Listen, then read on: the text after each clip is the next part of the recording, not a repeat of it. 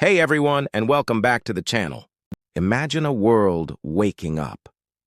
For centuries, thought was dominated by a singular, divine focus. But then a shift began, a renewed fascination with the human experience, with the classical past, and with the power of the individual mind started to ripple across Europe. This was the Renaissance. And it was not built by armies or empires alone, but by writers, visionaries who dared to ask new questions, to look inward, and to put their thoughts into words that would echo for centuries. This is the story of those voices, of poets, satirists, philosophers, and playwrights who, from the 14th to the 16th century, forever changed how we see ourselves, our societies, and our stories. Their words didn't just fill books. They invented new languages, new genres, and new ways of thinking. They are the architects of the modern imagination. Let's meet them. Dante Alighieri, the architect of the afterlife. Our journey begins in the late 13th century, in the fractured city-states of Italy. Here we find Dante Alighieri of Florence, a man who would become a crucial bridge between the medieval world and the burgeoning Renaissance. While his life was marked by political exile and personal turmoil, his literary output single-handedly changed the course of Western literature. Dante's monumental influence rests on two pillars. First, his masterpiece, the Divine Comedy. This epic poem is a staggering journey through the three realms of the Christian afterlife: Inferno, Purgatorio, and Paradiso. Guided by the Roman poet, Virgil, representing human reason, and later by his idealized love, Beatrice, representing divine revelation, Dante's pilgrimage is more than a fantasy. It is a profound synthesis of medieval knowledge, philosophy, and theology, a moral reckoning for society, and a deep psychological exploration of sin, virtue, and redemption. Its vivid, often horrifying imagery, from the frozen Satan at the center of hell to the radiant circles of paradise, created an unparalleled artistic vision. But his second achievement was just as radical. He wrote this vast epic not in scholarly Latin, but in the Florentine vernacular, the everyday language of the people. This was a revolutionary act. It argued that the local tongue could be as noble and expressive as Latin, effectively democratizing knowledge and art. This decision didn't just create a poem, it helped establish the modern Italian language itself. Dante's legacy is everywhere. The entire concept of the 9 circles of hell, with their poetic punishments, is a ubiquitous cultural reference, adapted in countless video games, films like What Dreams May Come, and novels like Dan Brown's Inferno. He provided the world with a powerful framework for imagining morality, punishment, and the journey of the soul. Giovanni Boccaccio, the master of the human comedy. If Dante mapped the afterlife, his fellow Florentine, Giovanni Boccaccio, held a brilliant mirror to the earthly life of his time. Born in 1313, Boccaccio is influential because he effectively invented the modern short story and elevated prose to an art form capable of robust comedy and sophisticated social commentary. His great work, written in the wake of the catastrophic Black Death, is the Decameron. The book is structured as a frame narrative. 10 young nobles flee plague-ridden Florence and tell 100 stories to pass the time. These tales are a breathtakingly diverse tapestry of human experience, ranging from the erotic and farcical to the tragic and moral. Boccaccio populates them with a vibrant cross-section of society: clever merchants, lustful monks, duped husbands, and cunning wives. The genius of the Decameron is its celebration of human intelligence, wit, and desire, often triumphing over rigid social structures and hypocritical institutions. This focus on ingegno, or human ingenuity, is a cornerstone of Renaissance humanism. Boccaccio's legacy is deeply embedded in the DNA of modern entertainment. The frame narrative structure is visible in everything from Chaucer's The Canterbury Tales to modern films. The spirit of his tales, irreverent, satirical, and focused on clever individuals navigating social rules, thrives in romantic comedies, sitcoms, and anthology series like Black Mirror. He is a founding father of narrative entertainment, a testament to his understanding of the timeless drama of being human. Francesco Petrarca, the father of the inner self. Known as Petrarch, Francesco Petrarca stands as one of the most pivotal figures in Western intellectual history. More than any other, he ignited the cultural movement of Renaissance humanism, earning him the title Father of Humanism. His influence lies in a profound shift of focus from theological debates to the inner life of the individual. Petrarch's influence is twofold. As a poet, he perfected the Italian sonnet form.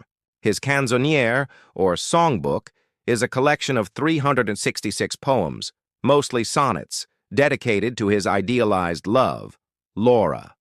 This was revolutionary. Petrarch didn't just adore her from afar, he chronicled his internal turmoil, despair, and fleeting joys with an unprecedented level of introspection. This intense focus on subjective emotional experience was a radical departure from the past. His second achievement was as a scholar. He spent years traveling Europe, rediscovering and promoting forgotten manuscripts of Cicero, Livy, and other Roman authors. By championing these classical works, he encouraged his contemporaries to look to the pagan past as a source of artistic and ethical wisdom, providing the intellectual foundation for the Renaissance. The legacy of Petrarchan love is the bedrock of countless romantic narratives, from Shakespeare's sonnets to modern films. But his most enduring contribution is the model of the introspective individual. In an age of self-documentation, the focus on the individual's subjective emotional experience, which Petrarch pioneered, remains more relevant than ever. Niccolò Machiavelli, the analyst of power. In the fierce political arena of Renaissance Italy, no figure is more controversial than Niccolò Machiavelli. A diplomat and philosopher, his name has become synonymous with political cunning. His influence is profound because he fundamentally divorced political theory from ethics, creating a pragmatic science of politics based on observable reality. Machiavelli introduced the world to realpolitik, the concept that political effectiveness and state stability are the ultimate goals, justifying any means necessary.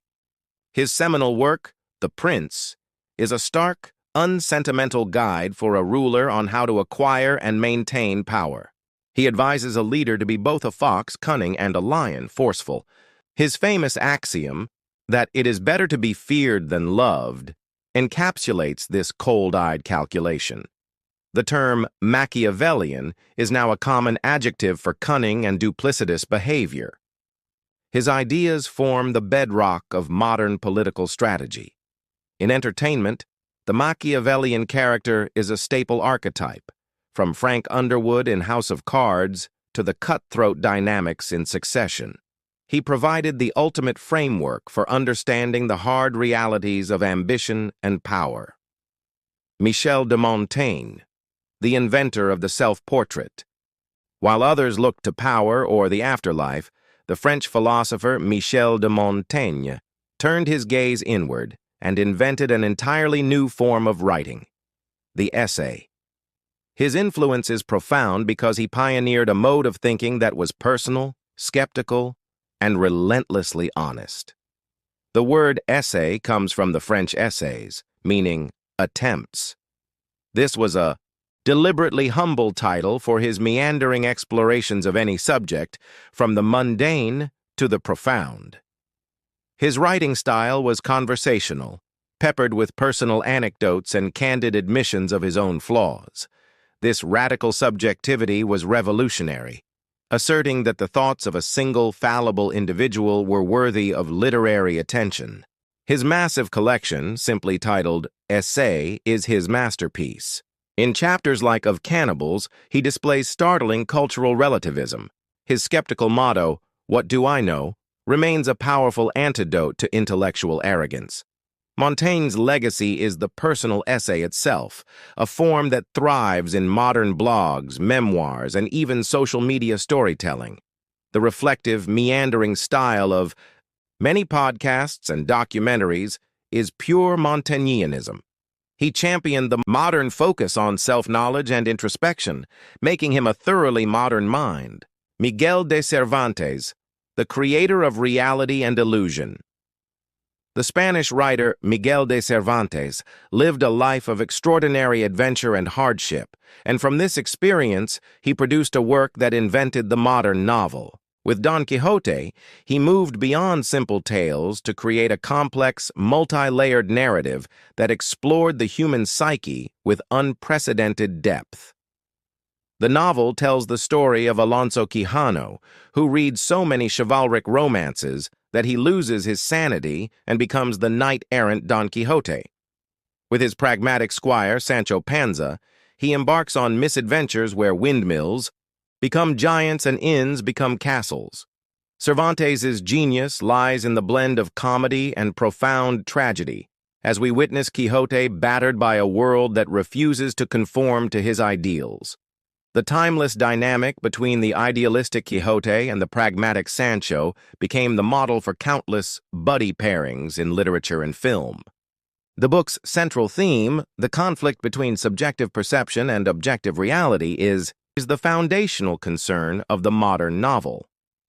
Characters like Walter Mitty or Captain Jack Sparrow are his direct descendants. The term quixotic has entered the global lexicon, describing noble but impractical idealism.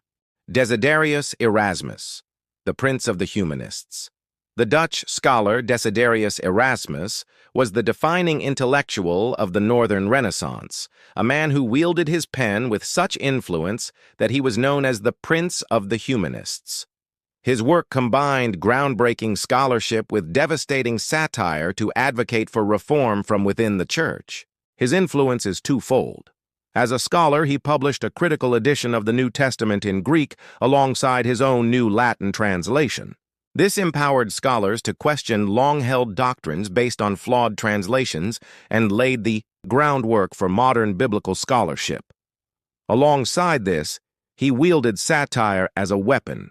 His most famous work, In Praise of Folly, is a speech delivered by a personified Folly who, while praising herself, exposes the folly of all society, especially the corrupt and hypocritical clergy.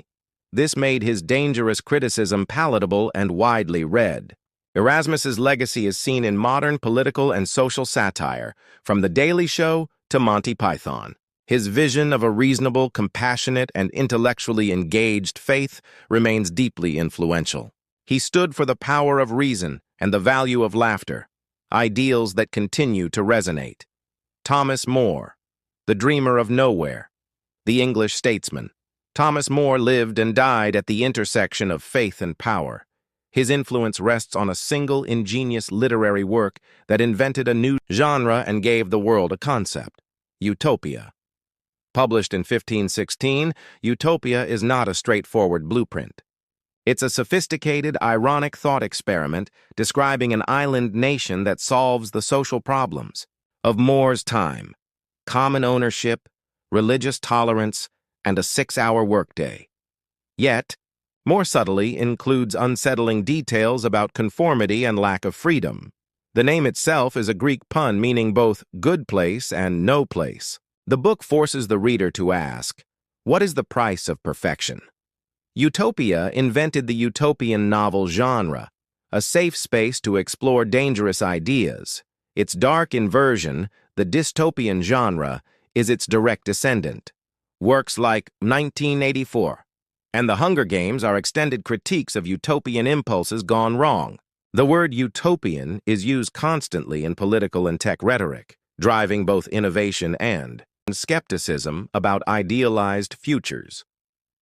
Christopher Marlowe, the forger of the mighty line. Though his life was cut mysteriously short at age 29, Christopher Marlowe's incendiary brilliance forever changed English drama. He was the fiery catalyst who transformed it into a medium for exploring the darkest depths of human ambition. Marlowe's primary innovation was the masterful popularization of blank verse in English drama, unrhymed iambic pentameter. In his hands, it became the mighty line, capable of tremendous power and introspection. Furthermore, he created the overreacher protagonist, men of low birth or frustrated ambition who dare to defy the limits imposed by God and morality. Like the title character in Tamburlaine the Great, his most influential work is the tragical history of Dr. Faustus. The play tells of a brilliant scholar who sells his soul to the devil for unlimited knowledge and power. It is the ultimate exploration of the overreacher, a profound meditation on aspiration versus dogma. The concept of the Faustian bargain has become a fundamental archetype. Stories like Breaking Bad, where a protagonist gains the world at the cost of his soul, are direct modern retellings of Marlowe's tragic theme. William Shakespeare, the undisputed master. And finally, we arrive at the figure who stands above all others, William Shakespeare. Born in Stratford-upon-Avon in 1564, he is arguably the most influential writer in the history of the English language. His genius was for language and his deep, nuanced understanding of human psychology. His influence is immediate in the very words we speak. He is credited with inventing over 1,700 words and countless phrases we use today. But beyond vocabulary, he created characters of breathtaking complexity. Hamlet with his paralyzing introspection, Macbeth and his corrosive ambition, the star-crossed passion of Romeo and Juliet. These are revolutionary explorations of the human condition. The presence of Shakespeare's work in modern entertainment is incalculable. The Lion King is Hamlet. 10 Things I Hate About You is The Taming of the Shrew. His character archetypes and plot structures are the DNA of modern storytelling, from political thrillers to sitcoms. The industries of theater and education are perpetually sustained by his work. He is not a historical figure, but a living, active force in global culture. From the circles of hell to the island of utopia, from the inner self to the machinations of power, these Renaissance giants gave us the tools, the language, and the frameworks to understand our world and ourselves. They asked the questions we are still asking today. They told the stories we are still telling. Their voices, born from a world waking up, continue to speak to us, reminding us of the enduring power of the word, the idea, and the human spirit. Do share your thoughts and comments down below. Drop a like if you had fun watching, and do subscribe now so you never miss the next video.